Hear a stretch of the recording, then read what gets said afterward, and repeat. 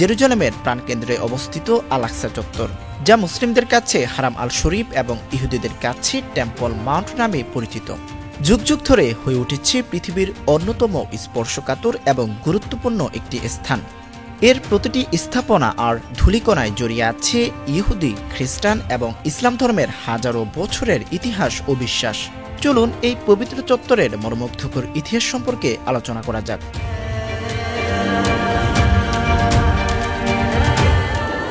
এই পবিত্র চত্বরকে কেন্দ্র করে তিনটি ধর্মের অনুসারীদের বিশ্বাস ভিন্ন ভিন্ন ধারায় প্রবাহিত হয়েছে, যা এর গুরুত্বকে করেছে বহুমাত্রিক। ইহুদি ধর্মাবলম্বীরা বিশ্বাস করেন এখানেই বিশ্বের ভিত্তিপ্রস্তর স্থাপিত হয়েছিল, যেখান থেকে এই পৃথিবীর সৃষ্টি। তাদের বিশ্বাস অনুযায়ী এই স্থানেই তাদের পয়গম্বর আব্রাহাম বা হযরত ইব্রাহিম আলাইহিস সালাম তার পুত্রকে উৎসর্গ করতে নিয়ে এসেছিলেন। ঐতিহাসিকভাবে এখানেই ছিল ইহুদিদের প্রথম ও দ্বিতীয় পবিত্র উপাসনালয়।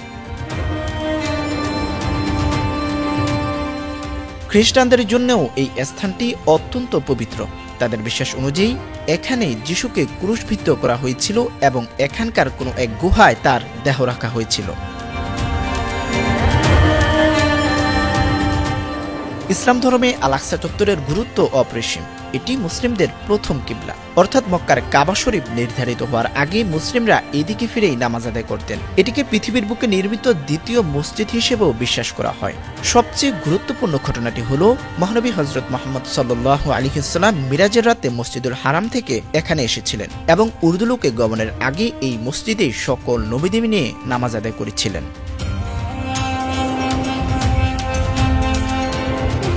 বাইতুল মুকাদ্দাস চত্বরে তিনটি প্রধান স্থাপনা রয়েছে, যা শুধু স্থাপত্যের নিদর্শনই নয়, বরং ইতিহাসের জীবন্ত সাক্ষী।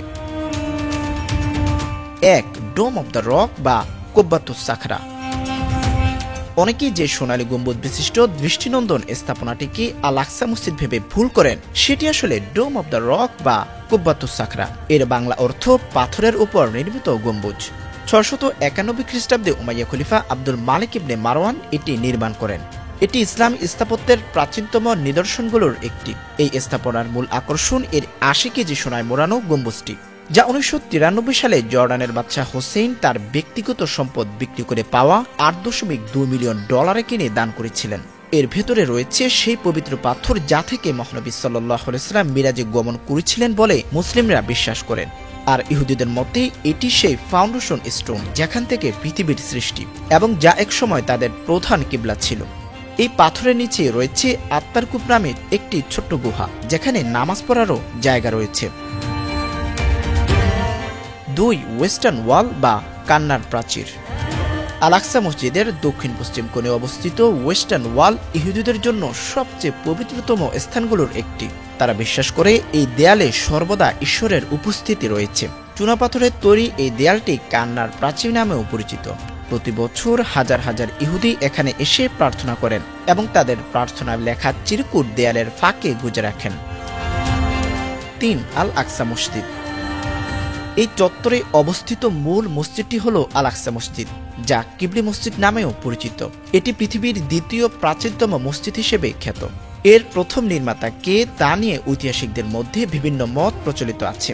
কেউ বলেন হযরত আদম আলাইহিস সালাম, আবার কারো মতে হযরত ইব্রাহিম আলাইহিস সালাম এর ভিত্তিপ্রস্তর স্থাপন করেছিলেন। পরবর্তীতে বিভিন্ন সময়ে, বিশেষ করে হযরত দাউদ আলাইহিস সালাম ও হযরত সুলাইমান আলাইহিস সালামের শাসনামলে এটি পুনর্নির্মিত ও সম্প্রসারিত হয়। সপ্তম দশকে খলিফা ওমর রাদিয়াল্লাহু তাআলা আনহু জেরুজালেম বিজয়ের পর এখানে একটি মসজিদ নির্মাণ করেন।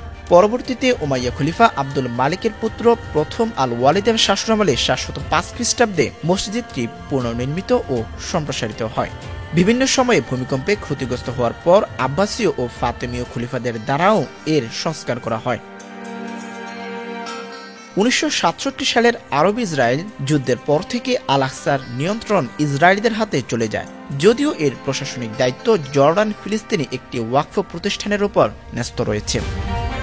আল আকসা চত্বর শুধু একটি ঐতিহাসিক স্থানই নয়, এটি তিন ধর্মের মানুষের বিশ্বাস, আবেগ এবং পরিচয়ের এক জীবন্ত প্রতীক। এর প্রতিটি পাথর, প্রতিটি দেয়াল যেন কথা বলে, সহাবস্থান, সংঘাত আর হাজারো বছরের ইতিহাসের গল্প শোনায়, যা আজও বিশ্বজুড়ে কোটি কোটি মানুষকে অনুপ্রাণিত ও আলোড়িত করে। রাকিবুল ইসলাম, চ্যানেল আই।